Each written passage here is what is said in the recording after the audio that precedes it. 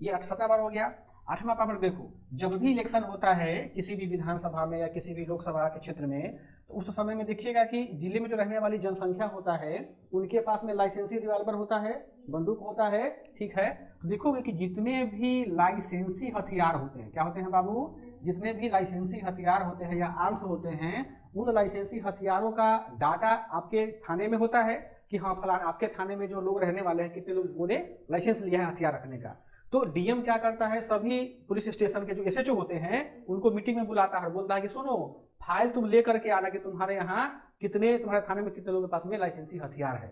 तो एसएचओ क्या करता है, एसएचओ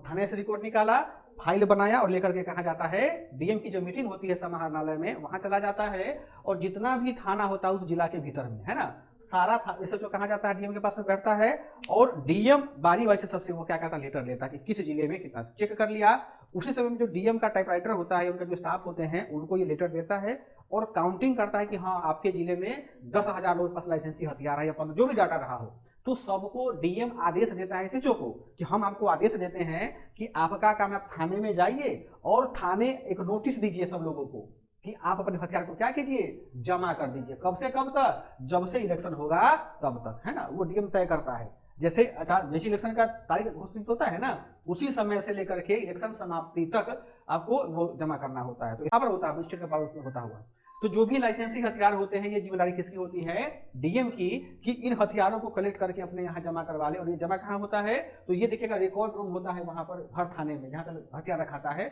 उसी रिकॉर्ड रूम में हथियार को जमा कर देता है। ये क्यों रखा जाता है, ताकि इलेक्शन के समय में कोई धाए धाए गोली नहीं चलाए, है ना। क्योंकि आजकल देखते हो ऐसा गाना बन रहा है भोजपुरी क्षेत्र में कि गाना सुनकर के देह में लगता है बोल आग लगता है। उसको जैसे मूवी होता है ना, मूवी देखकर लगता है कि तो सबसे ज्यादा ताकतवर तुम ही हो, दीवार को मार के मुंह का दीवार तोड़ देगा, है ना। तो ये चीजें की अराजकता हमारे यहाँ ना हो, ये जिम्मेदारी किसकी होती है, एक जिला पदाधिकारी की होती है। फिर जैसे इलेक्शन समाप्त होता है डीएम क्या करता है, ये लाइसेंस को दे देता है, ठीक है। इसके अलावे एक और चीज होती है, वो यह होता है डीएम एसएचओ को बोलता है कि आप क्या कीजिए, जो रिक्शा होता है, टोटो या जो भी आपके पास प्रचार का वाहन होता है, उस प्रचार के वाहन पर आप माइक लगा करके अपने स्टाफ को बोलिए कि आपके जो भी थाना सीमा वहां बोलिए, यदि किसी के पास में गलती से भी कोई हथियार अगर आ गया हो घर में या गलती से हथियार हो, तो कृपया वो उक्त तिथि तक, मतलब डेट देता है, आप थाने में जमा कर दीजिए। आप पर किसी प्रकार का कानूनी कार्रवाई नहीं होगा, परंतु यदि छापे में अगर आपका हथियार बरामद होता है तो आप पर विधि सम्मत कानूनी कार्रवाई की जाएगी। जैसे बच्चे ने बोलता है ना बच्चों को, देखो बच्चों कि हम मानते हैं कि तुम पेपर दे रहे हो तो गलती से चीज आ सकता है, पहले जमा कर दो, तुम पर कोई नहीं, तुमको स्पेल नहीं करेंगे, लेकिन बड़े साहब आएंगे चेक करने के लिए ना,